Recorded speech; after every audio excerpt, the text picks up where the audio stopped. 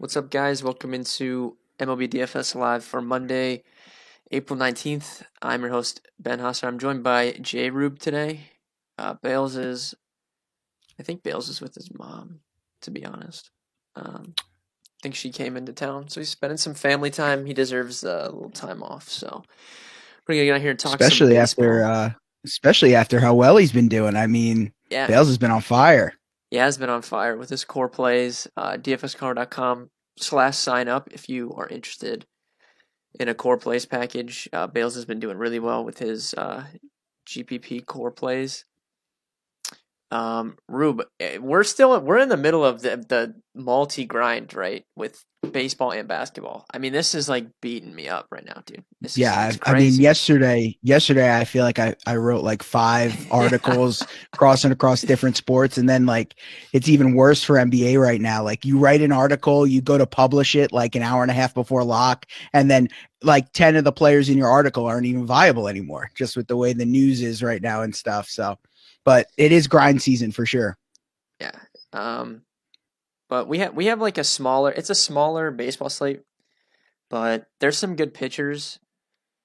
And I think since there is a bunch of good pitchers, it really kind of knocks the offenses. Like there's a couple offenses I think are going to be pretty chalky. And other than that, I don't even think it's a great stacking slate. Um, like I don't even think you have to stack on this slate, honestly. I think you can just try and hunt for some home runs. But there is one stack you and I both like, which we'll talk about. We'll talk about pitchers first. So I have Sam's projections. You can access these for free every day. I have the pitcher projections up. So I think there's far and away two clear options, and that's Joe Musgrove and Dustin May. So Musgrove, I mean, I've been a huge Musgrove guy for the last couple of years. He's finally started to put it together last season, and I don't know why the Pirates traded him, but that was just the most Pirates thing to do, right? Is to just get Yeah, rid I of him. mean, just think of all the players that they've let walk away. I mean, look at Meadows and Glass now. Now that they traded for Archer, and now Archer's back back with the Rays. I mean, really bad look on the Pirates organization that they've let so much young talent leave their organization and just shine. I mean, people forget Garrett Cole was there. Like, just they really did have the talent, and they just weren't able to develop them and keep them around. Yeah, I don't remember who had it on the weekend, but someone said that Ray's executive had told them that they would have traded Chris Archer for any of the three players they got in that trade, and they ended up getting Meadows, Glasnow, and Shane Baz. It's just hilarious that was a trade. But Insane. yeah, so I'm a big fan of his. This Brewers lineup is just terrible. They project to strike out over 26% of the time against righties. No Yelich because he's on the injured list. I mean, who are you scared of in this lineup? I'm not scared of a single person in this lineup. No, nobody at all, really. Especially that bottom half. I mean, if they're rolling out with the Navarez, McKinney, Urias, and like Jace Peterson, if those are like the bottom four on top of the pitcher, I mean, I'm not afraid of anyone in this lineup. I guess you could say Keston Hiura a little bit, but even then, I mean, I'm not terrified to say the least. Yeah, I think Keston has potential. He's really streaky though, so you Absolutely. never know. Like it could be a game where he just strikes out four times, or I don't know. He's Yep. super hot and cold. So I think Musgrove's the clear guy. The secret's out. Obviously, he just threw a no hitter, so everyone knows Musgrove's good by this point. So he'll be owned for sure. But he is the best play. May is what I think is really interesting because do you think he's going to be highly owned? I don't know if people are going to pay 9,700 for him when Musgrove's just 500 more. Yeah, I definitely think Musgrove comes in more popular than May. And then I think a really popular approach on this slate will be playing Musgrove and then one of the 7K options that I kind of brought up to you beforehand. I know you're a big proponent on paying up for both of those guys, May and Musgrove, but what are your thoughts on going down to a guy like Dylan Bundy or Danny Duffy today, who I think is kind of in that second tier of pitching if you do want to spend up and get some of those high price bats? Yeah, you can see Duffy's projecting really well in Sam's projections here. I do think he might be owned, but I don't know, man. I don't think I can play Danny Duffy if he's going to be chalk. He doesn't have the strikeout upside of Bundy. So Bundy's 700 more. I would rather play Bundy because even if Bundy gives up 4 runs, I feel confident in him being able to get enough strikeouts to offset that. I'm not sure if I can count on Danny Duffy doing that. So if he gives up a few runs, I feel like that play is really going to get messed up. Yeah, for me, I agree that Dylan Bundy's upside is just not comparable to Duffy. Like I would absolutely prioritize Bundy over Duffy. I'm definitely a little bit intrigued in playing both of these cheaper guys. But yeah, I am a little bit worried about Duffy. Wind blowing in 12 miles per hour in Kansas City today, so that's a nice bump to him as well. There will be a couple lefties in the lineup for the Rays. Meadows should sit, but they still have Lowe, Wendell, and maybe Kiermaier. Oh, it is confirmed. Yeah, Kiermaier in that lineup as well. So a couple lefties, but yeah, I definitely am way more interested in going after Bundy. But I did say to you before the show, like I feel like I've attacked this Rangers lineup a few times, and they're way scrappier this year than I expected they would be. They're just not striking out at a rate that I expected them to. Obviously, they've had some truly bad games, but I feel like I've attacked them a few times and just they're a little bit too scrappy for me. What do you think about that? Yeah, I agree with you. They have some power, right? So Bundy's biggest weakness is he's going to give up power, especially to lefties, and they do have some pop. Nate Lowe's been really hot to start the year. They obviously have Gallo. Willie Calhoun's back. So, yeah, I don't think it's like I would say like the Brewers are a way better matchup than the Rangers. Maybe not way better, but I would rather attack the Brewers than I would. I'm way more scared of Joey Gallo and Lowe and Dahl and Solak and these guys than I am anyone in that Brewers lineup. Yeah, so I do agree with you there. But what I told you before we hopped on here, so it's really important for someone to have a good changeup against lefties, right? Bundy throws his changeup 30% of the time against lefties. It gets almost 60% ground balls and over 30% whiffs with it. And then if you look at this Rangers lineup with the lefties against changeup, Joey Gallo horrible, 222 WOBA the last 3 seasons against changeups. David Dahl's right there, 300 with a 167 ISO, and only 14% hard contact against changeups. Willie Calhoun horrible, 301 WOBA against changeups. Really, Nate Lowe is the only lefty in their lineup that hits changeups well. So I don't think the matchup is super scary for him. But if he's going to be chalky, I don't know. That's kind of concerning if he's actually going to be pretty high owned. The one thing that was encouraging to see from Duffy and Bundy is that they're pretty stretched out. I mean, Bundy got up to 100 pitches in his last start. Duffy's gone deep in both games. So that's the one encouraging thing, especially here early in the season when we do see these aces being taken out early and stuff. And who knows with Musgrove? I mean, they extended him for that no-hitter and let him go pretty deep. Could we see some ramifications of that today and then kind of scale back his workload? Say they jump out to an early lead, which might be difficult today against Woodruff, but do we see him pitch into the low 90s instead of maybe 100 plus today because of that long outing for the no-hitter? Just something to think about. Yeah, that definitely could. I think he went 80. You go 80 pitches in the start after the no-hitter, so yeah, he could definitely be limited a little bit, especially if they're winning, like you said. Speaking of that, though, so we do have 2 big-name guys who we haven't talked about on this slate, Jack Flaherty, Brandon Woodruff. I don't think those guys are going to get any ownership. Flaherty has seen a dip in velocity this season. His strikeouts are down a little bit, so I'm comfortable just avoiding him completely on this slate, but Brandon Woodruff is a really good pitcher. I know the Padres are a really good team, but if you're telling me that no one's playing Brandon Woodruff on literally any slate, we saw this a couple slates ago, right? He no-hit the Cubs through like 6 or 7 innings, and he was unowned, and was just pitching really well. So if no one's playing him in tournaments, I think that's really interesting as a leverage play. Yeah, I feel really bad for not being on that Woodruff play. Just seeing how historically bad this Cubs offense has been to start the season. And I was really into Woodruff the entire offseason, investing in him in season long, and then for me not to be on him in that Cubs matchup when he was low owned, I mean, super frustrating. Definitely feels like a similar situation tonight. I would like the matchup a little bit more. Obviously, if Tatis was still out, the Padres did get him back, so that makes their lineup a little bit more dangerous. When a top 5 player in baseball comes back off the IL, that'll help you out a bunch. Yeah, I think I'm personally staying away from Flaherty completely. I want to get your opinion on that game in general with Joe Ross and Flaherty, because there's some healthy totals in the mid fours for both of those teams. Um, I'm not really encouraged by what I've seen from either pitcher.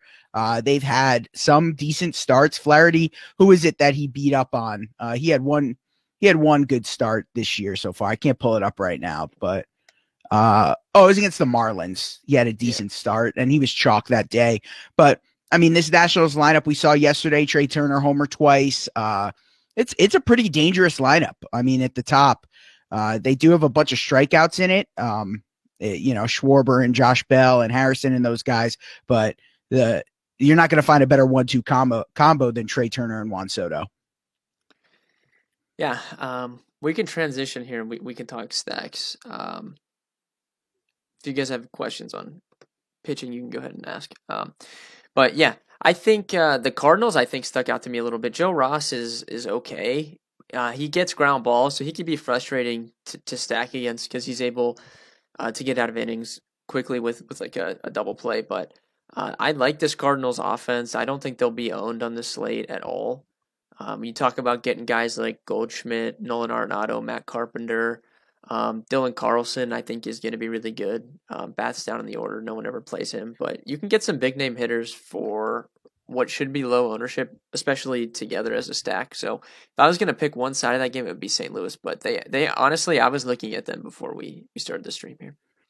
I completely agree, and they're never owned. I mean, I played them on the weekend slate, not this past weekend, the previous weekend, and I was getting Goldschmidt at like 3% owned and Nolan Arenado at 6% owned in large field GPP stuff.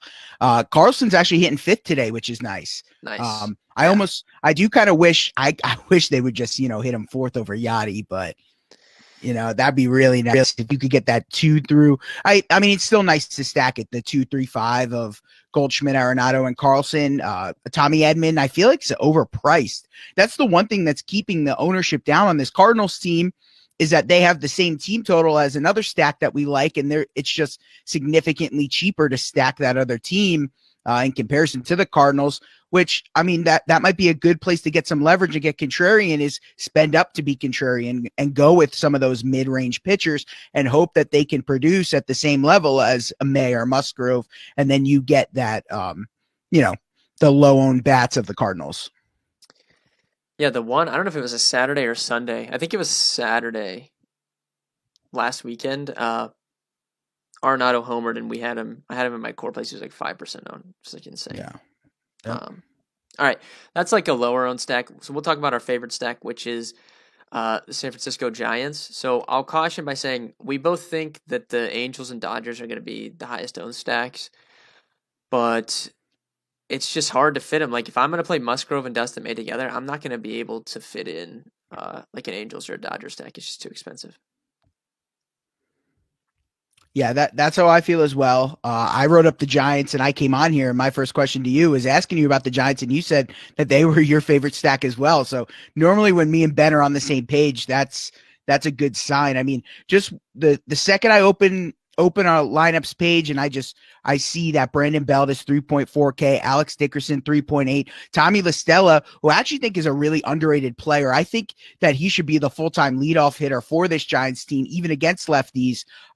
One thing that does concern me with this Giants offense a little is how platoon heavy they are. And if they do bring in a lefty reliever, some guys might get subbed out and whatnot. The one guy that I am not really excited about in the Giants lineup, and I kind of wish that he was hitting lower and not in the middle of all of these really exciting lefties, is Evan Longoria. What do you think about the Giants here, Ben? I actually really like Evan Longoria today. He's 4,500 on DraftKings. I don't think people want to play him because he's 4,500 and it's righty-righty. But if you look at it, historically, Anderson's been more reverse splitsy in terms of power allowed, so that's good for Longoria, right? Batting from the right side. And I don't know if it's turn back the clock year or what, but I'm looking like people are going to be like, oh, Evan Longoria's washed, right? He's 10th in baseball right now in barrels per plate appearance. So he's been hitting the ball really well. And I have no problems, especially if he's going to be low owned and he's batting cleanup for our favorite stack. Like, sign me up Yeah. for Evan Longoria today. I hear that. The one guy who I think will be really low owned in this stack is Yastrzemski. I don't think at 5.2K people are going to be eager to click on his name over guys like an Ohtani or a Trout or a Betts or even like I think like Chris Taylor might garner some ownership over him today. So he might be like the low owned piece of that giant stack. If you were going to do it 1 through 5, obviously we both think Brandon Belt is an extremely strong play, even as a one off. Yeah, the whole team is too cheap. Like, other than Yastrzemski and Longoria, everyone is cheap, right? Listella's 4K, Belt's way too cheap, Dickerson's way too cheap. Crawford is affordable. And I'm trying to look real quick. So I think currently the Phillies only have one lefty in their bullpen, so that's good. That's huge. Yep. That is huge. I think I do remember that from watching. I was watching Phillies Mets last week, I think it was, and they mentioned that as well because the Mets are a lefty heavy lineup that they did only have one left hander. So that is huge. Yeah, that's really good. So yeah, we're in on the Giants today. What's your take on the Angels? Like, if they're gonna be the highest owned stack, I'm completely fine. Just not stacking them. I love Ohtani, love Walsh, and Trout. Obviously, like those three guys, I'm completely fine with. But I mean, this guy, I'm not even gonna try and pronounce his name. But it's like when you get these guys that don't walk anybody. Yeah, he doesn't miss any bats and he doesn't get strikeouts. But if he's not walking people and putting them on base, it's entirely, dependent on if he just gets BABIP to death and gives up some home runs. And it's just really random. So he's going to have starts where he doesn't pitch well and he gives up some runs. But I don't think the odds are in my favor if they're going to be chalky. I'd rather just bet on the Angels scoring, 1 or 2 runs and another team popping off. Yeah, I feel that. Like me personally, like I think David Fletcher might get popular today, leading off for the Angels. I mean, That's the kind horrible, dude. That's the kind of chalk I'm completely okay getting off of. It's when Ohtani is going to be 50% owned on a slate. Now we have to have some discussions like on based on range of outcomes. Obviously, everyone's floor is 0 in baseball, but we both respect Ohtani as a hitter. We both think that he's incredible, and we acknowledge that it's a really good spot. And I think it's a fair price tag on Ohtani. For Trout, I don't think I'm going to be able to play him if I'm double paying up at pitcher. I think the only way that I get up to Trout today is if I go with those mid-range options, which I might end up doing. I haven't decided yet, but it's kind of, would you prioritize Trout over some of these Dodgers guys? But you're right. I can't see myself full stacking this Angels team today, despite the healthy 5.2 run total. Yeah, so when I look at lineups and I'm building lineup, or like my cash game lineup. For me personally, it's really tough in baseball to one-off someone that's like 6K. So like if we're talking Mookie Betts, Trout, Soto, like those guys that get 5,900 plus, it's tough for me to one-off them. I feel like because it's so easy, especially Trout with Rendon not in the lineup. It's so easy for him to walk. Just pitch around him. Yeah, I was just thinking. So it's tough for me to one off him. So if I'm playing multiple Angels, yeah, I'm getting Mike Trout in there. But if I'm only picking one Angels player, it's gonna be Ohtani for me today, I think. Yeah, I feel that. I mean, Ohtani has the protection of Trout, while Trout has Justin Upton hitting behind him. If there's second and third, 2 outs, Mike Trout's walking. That's it. They are going to face Justin Upton every single time. They won't give Trout anything to hit. And you're right at that point. Yeah, I mean, 2 points just isn't cutting it from your 6K player in that type of situation. Yeah, a couple of days ago, I tweeted out, top 5 hitters in baseball. I named 4, and I said, who was the 5th? Only like one person responded with Ohtani. I think if Ohtani plays like a full season, like he might be the second or third best hitter in baseball. Look at his numbers already this year, 16.5 barrels per plate appearance. It's first in the MLB. Average fly ball distance, 202. Nice, unbelievable. Yeah. Babe Ruth of our generation.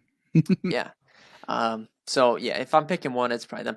Dodgers are completely fine, but like I said, if you're playing Dodgers tonight against Sheffield, a guy that walks a lot of guys, you have to play multiples. You can't one off someone against a guy that walks a ton of guys. Like he could easily just walk whatever guy you pick. So you need to have like 3 or 4 at least, I would say. Yeah, that's what I wrote up today about Sheffield. It's just like he's still such a young raw prospect that they're kind of throwing out there because they don't have anyone else Yeah. right now just to get him some MLB experience. But he has massive control issues and hard hit issues to start the season. I mean, when he's putting it over the plate, he's kind of grooving it and getting hit really, really hard. So, and you don't want that against this Dodgers lineup. So, but if you were to stack one of these two teams, who would you be more inclined to go with, the Angels or the Dodgers? I'm talking like a 3-4 man stack between the two of them. Obviously, they're both really, really expensive to do that. Yeah, I would take Dodgers tonight, I think. Okay. Yep. Where's I'm cool with Felix that. Hernandez out? They need to dig his corpse up, throw him out there. Right. That nice innings eater. Felix was actually went to spring training with the Orioles, and then they Oh my they Lord. cut him. Yeah. Dude, I used to love him like growing up, like before I don't know, I didn't know anything about like I'm talking about when we were younger, but he was fun to watch, man. I liked him.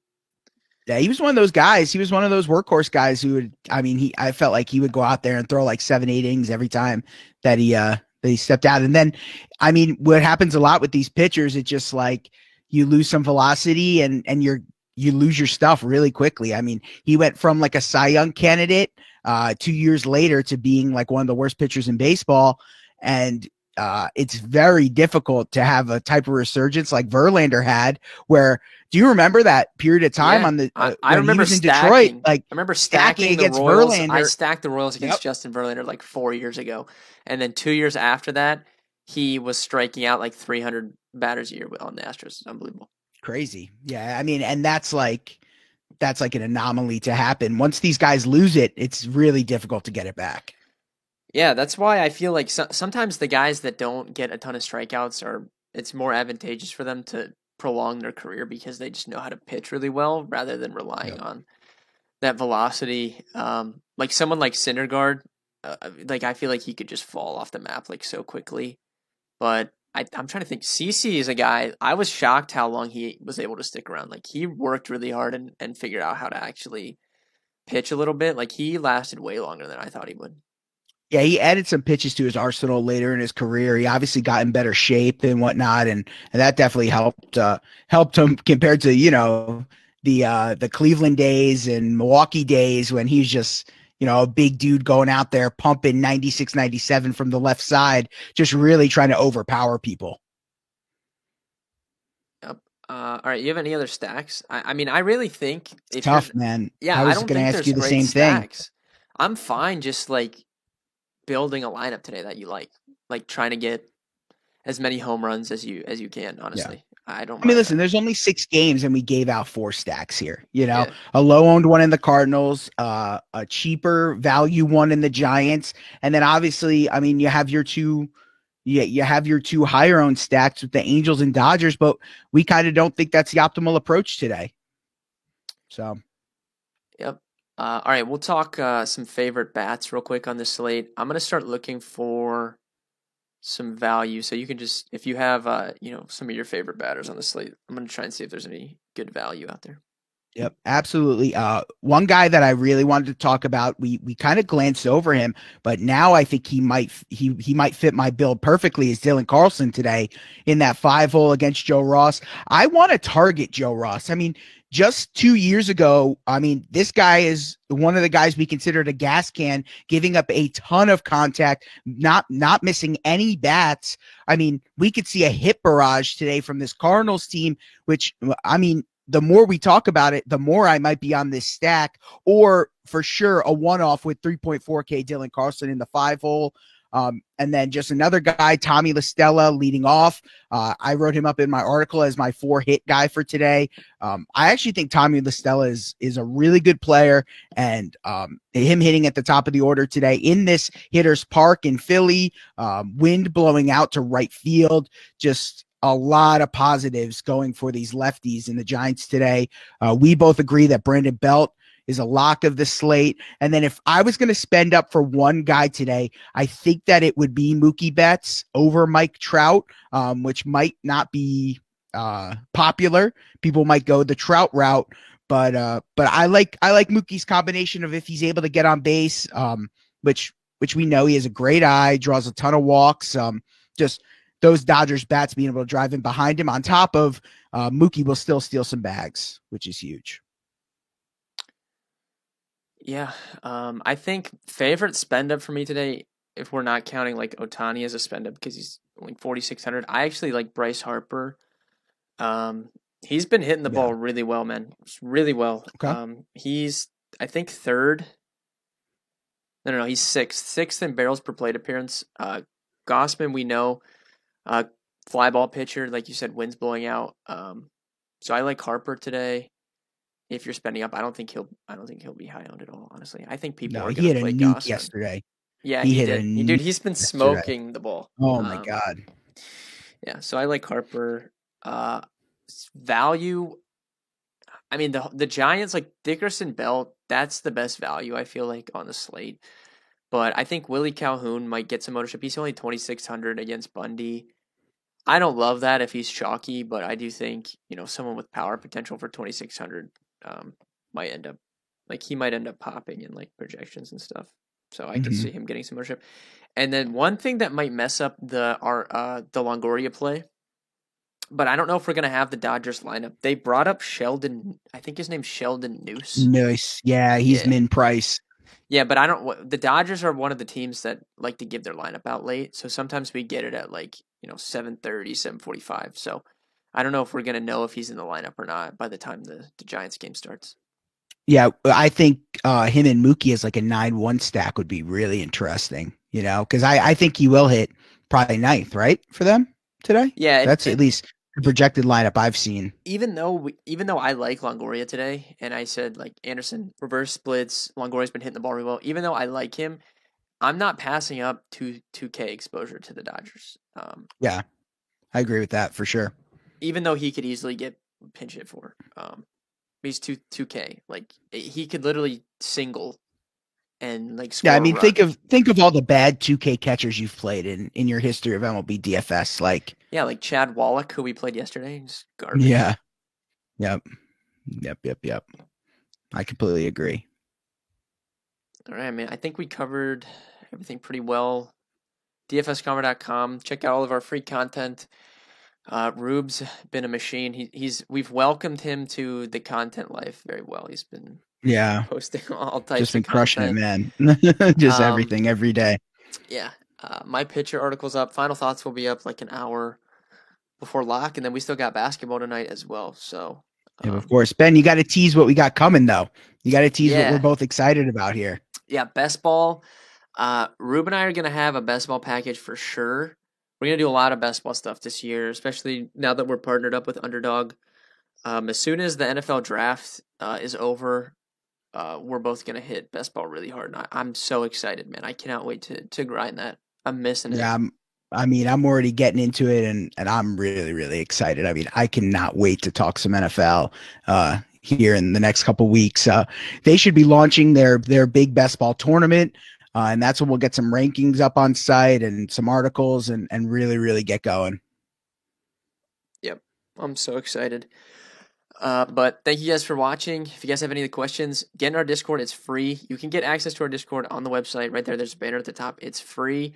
You won't have access to the premium channels unless you buy a subscription, but you can get into the normal channels and just get in the Discord, start talking free of charge.